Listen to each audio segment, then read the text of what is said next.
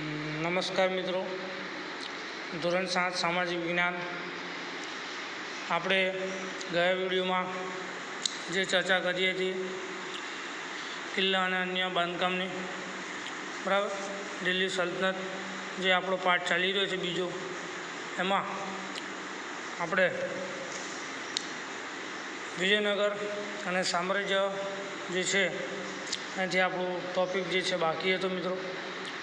હવે વિજયનગર સામ્રાજ્ય એનો જે સમયગાળો છે ઈસવીસન 1206થી ઈસવીસન 1290, બરાબર. તો આ સમયગાળા દરમિયાન જે તુગલક વંશના જે દુબળા જે નિર્બળ જે રાજાઓ હતા એ સમય દરમિયાન દિલ્હી સલ્તનતના વિઘટનની પ્રક્રિયાનો પ્રારંભ થયો. સૈયદ અને લોધી વંશ દરમિયાન આ પ્રક્રિયા ઝડપી બની. તૈમૂરના આક્રમણના કારણે પણ આ સ્થિતિ વધુ વણસી હતી. આ બધી પરિસ્થિતિને કારણે ઉત્તર અને દક્ષિણ ભારતમાં અનેક પ્રદેશો સ્વતંત્ર થયા. જેમાં સ્વતંત્ર થયા મિત્રો, એમાં જે આપણું વિજયનગરની વાત કરી રહ્યા છે, બહમની, માળવા છે, મેવાડ, બંગાળ, જોનપુર વગેરેનો સમાવેશ થાય છે. આ જે પ્રદેશો સ્વતંત્ર થયા એમાં આપણું આ વિજયનગરની મિત્રો જે સ્થાપના છે હરિહર અને બુક્કારાય, બરાબર, આ જે બે ભાઈઓ હતા એમણે ઈસવીસન 1336માં કરી, બરાબર. એના વિશે આપણે વાત કરવાના છીએ.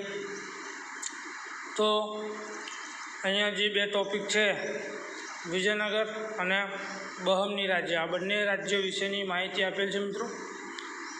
આ જે બહમની રાજ્યનો ટૉપિક છે અને આપણે જે વાત કરી રહ્યા છીએ અત્યારે હાલમાં વિજયનગર સામ્રાજ્ય, બરાબર. તો હરિહર રાય અને બુક્કા રાય આ બે ભાઈઓ છે મિત્રો. એ સમય હતા એમણે ઈસવીસન 1336માં તુંગભદ્રા નદીના કિનારે પોતાના રાજ્યની રાજધાની બનાવી અને વિજયનગર સામ્રાજ્યનો પાયો નાખ્યો. શરૂઆતમાં જ્યારે આ નગરના ગુરુજી હતા એ સ્વામી વિદ્યારણ્ય નામ પરથી વિદ્યાનગર તરીકે ઓળખાયું હતું મિત્રો. તો અહીંયા પ્રશ્ન નીકળ્યો છે મિત્રો, બરાબર. ગુરુ સ્વામી વિદ્યારણ્ય નામના જે સ્વામી હતા એમના નામ પરથી આ વિદ્યાનગર તરીકે ઓળખાયું. આ રીતના પ્રશ્ન નીકળી શકે છે મિત્રો, બરાબર. બીજો એક પ્રશ્ન એવો પણ નીકળી શકે છે કે વિજયનગર સામ્રાજ્યનો પાયો કોણે નાખ્યો? તો આ પ્રશ્ન બી આવી શકે એમ છે મિત્રો.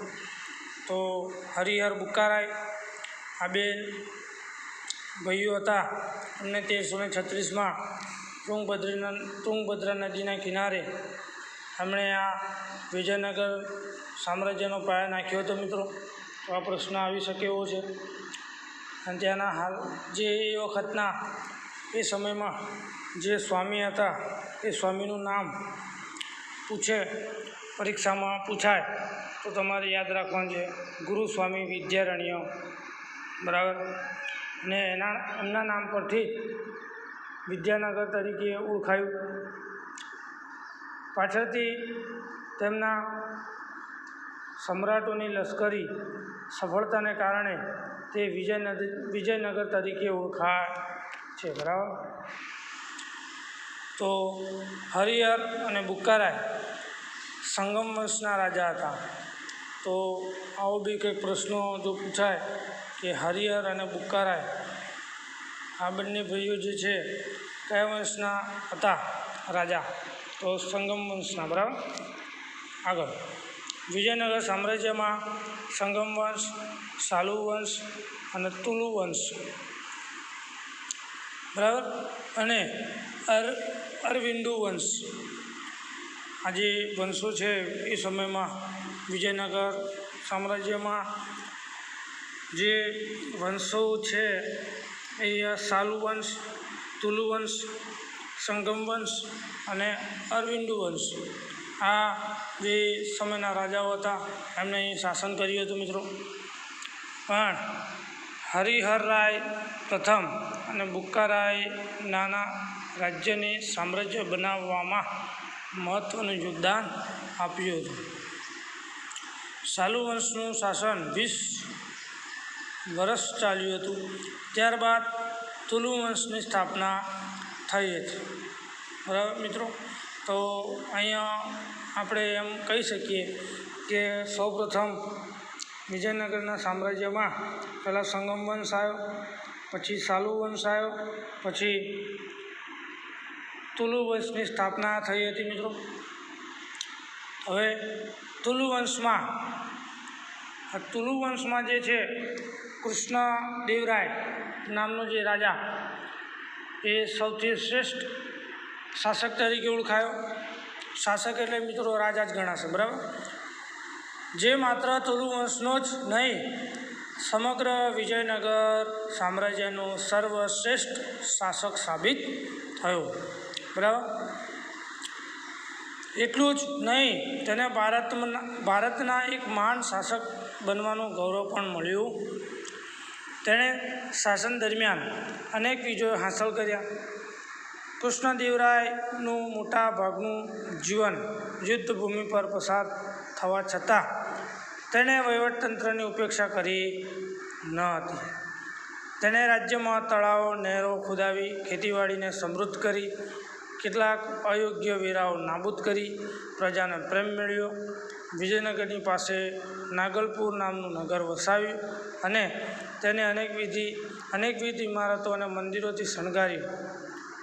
મિત્રો, હવે તુલુ વંશમાં જે આ સર્વશ્રેષ્ઠ રાજા તરીકે કૃષ્ણદેવરાયે પોતે રાજા હોવાથી તેમણે વહીવટી તંત્રમાં વધારે રસ દાખવ્યો નહોતો મિત્રો, આ યાદ રાખજો. કૃષ્ણદેવરાયે એમણે મોટાભાગનું જીવન યુદ્ધમાં અને ભૂમિ પર પસાર કર્યું, પણ વહીવટી તંત્રમાં એમણે રસ દાખવ્યો ન હતો. તેમણે રાજ્યમાં જે કાર્યો કર્યા છે મિત્રો, તેમાં તળાવો છે, નહેરો ખોદાવી, ખેતીવાડીને સમૃદ્ધિ કરી, અયોગ્ય વેરાઓ નાબૂદ કર્યા અને પ્રજાનો પ્રેમ મેળવ્યો. અને વિજયનગરની પાસે નાગલપુર નામનું જે નગર હતું એમણે વસાવ્યું. અનેકવિધ ઇમારતો, મંદિરો બનાવ્યા, બરાબર. તો આ પાછળનો હેતુ એટલો હતો મિત્રો કે લોકો એને યાદ કરી શકે, લોકોનો પ્રેમ મેળવવાનો આ કૃષ્ણદેવરાયનો જે પ્રયાસ હતો સફળ પણ રહેલો મિત્રો. કૃષ્ણદેવરાય પોતે વિધાન જ્ઞાનના જાણકાર પણ હતા મિત્રો. તેમણે સંસ્કૃત અને તેલુગુ ભાષામાં કેટલાક ગ્રંથો લખ્યા. તેના સાહિત્ય કલાના ઉત્તેજનના કારણે તે આંધ્રના ભોજ તરીકે ઓળખાયા, બરાબર. કૃષ્ણદેવરાયના અવસાન બાદ વિજયનગરમાં આંતરિક સંઘર્ષ અને કાવતરા શરૂ થયા. 23મી જાન્યુઆરી 1565ના તાલીકોટાના યુદ્ધમાં મુસ્લિમ રાજ્યોના બનેલા સંઘની સામે વિજયનગરનો શું થયો? પરાજય થયો, બરાબર. આ તમારે યાદ રાખવાનું છે. તાલીકોટાનું યુદ્ધ છે 23 જાન્યુઆરી 1565માં થયેલું, બરાબર.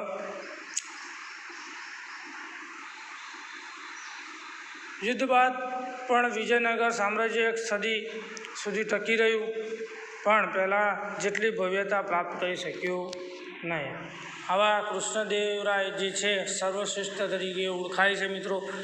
એવા જે રાજાઓ હતા તેને કારણે જ્યારે તાલીકોટાનું યુદ્ધ થયું ત્યારે પણ પરાજય પામ્યા પછી પણ વિજયનગર સામ્રાજ્ય એક સદી સુધી ટકી શક્યું હતું મિત્રો. બરાબર. તો અહીંયા વિજયનગર જે સામ્રાજ્યની વાત આપણે અહીંયા પૂર્ણ કરીએ છીએ. હવે બીજો ટૉપિક છે બહમ. બહમનું જે રાજ્ય છે મિત્રો, એમાં એનો જે સમયગાળો છે ઈસવીસન 1347થી ઈસવીસન 1518. બરાબર. તો હમણાં બહમની રાજ્યની જે સ્થાપના છે મિત્રો, દક્ષિણમાં આવેલા જફર ખાને આ બહમ રાજ્યની સ્થાપના કરી હતી મિત્રો 1347માં. બરાબર. તો આપણે ચાલુ કરીએ છીએ કે તુગલક વંશના સમયમાં દખ્ખણમાં જફર ખાને ઈસવીસન 1347માં બહમની રાજ્યની સ્થાપના કરી. આ રાજ્યે લગભગ 1.5 સદી સુધી દક્ષિણ ભારતની રાજનીતિ પર પ્રભાવ પાડ્યો હતો. જફર ખાને અલાઉદ્દીન બહમન શાહ નામ ધારણ કરી સ્વતંત્ર શાસન કર્યું હતું.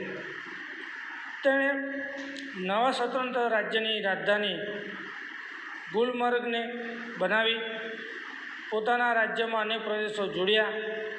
બહમની સામ્રાજ્યમાં અહમદ શાહ અને મુહમ્મદ શાહ ત્રીજાનું શાસન નોંધપાત્ર છે. અહમદ શાહે ગુલમર્ગથી રાજધાની બીડર ખસેડી અને બીડરમાં અનેક ઇમારતો બંધાવી.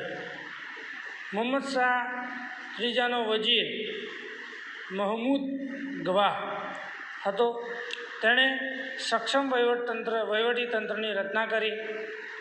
મુહમ્મદ શાહ ત્રીજાના સમયમાં બહમની સત્તા મજબૂત બની, પરંતુ ત્યારબાદ મહમૂદ શાહ બહમની બીજાના સમયમાં રાજ્યની તમામ સત્તા તેના વજીર કાસિમ બરીદના હાથમાં આવી અને તેના સમયમાં જ બહમની સામ્રાજ્યનો અંત આવ્યો.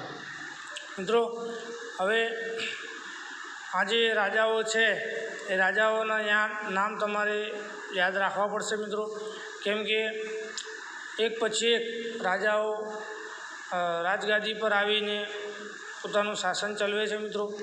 એટલે જે અહમદ શાહ છે, મુહમ્મદ શાહ ત્રીજો, જે એનો વજીર છે મહમૂદ ગવાહ, બરાબર, અને મુહમ્મદ શાહ ત્રીજા જે હતા ત્યારથી જ બહમની જે સત્તા હતી મિત્રો એ મજબૂત બની હતી. અને મુહમ્મદ શાહ બહમની બીજાના સમયમાં રાજ્યની તમામ સત્તા જે હતી એ વજીર કાસિમ બરીદના હાથમાં આવી ગઈ અને એ સમયે બહમનું સામ્રાજ્યનો અંત આવ્યો. અને આ સમગ્ર સામ્રાજ્ય બીજાપુર, અહમદનગર, ગોલકોંડા, બીડર અને બરાર જેવા 5 સ્વતંત્ર રાજ્યોમાં શું થયું? વિભક્ત થઈ ગયું. બરાબર.